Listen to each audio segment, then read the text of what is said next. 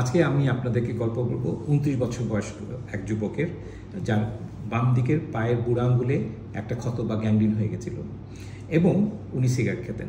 আমার কাছে আসছিলেন, 200 গজও হাঁটতে পারেন না, সেটা 2 মাস আগে। আসুন দেখাচ্ছি। এটা ওনার অ্যানজিওগ্রাম করা হয়েছিল।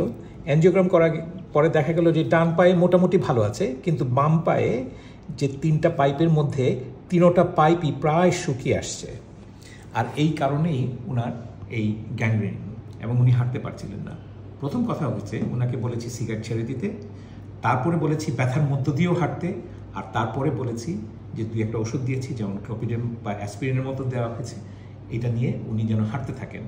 আসুন তার সঙ্গে কথা বলি, ওনার অভিজ্ঞতাটাই আপনার ওনার মুখ থেকে শোনেন। হাসান সাহেব বলেন, চলে আসেন এখানটায়। হ্যাঁ বলেন।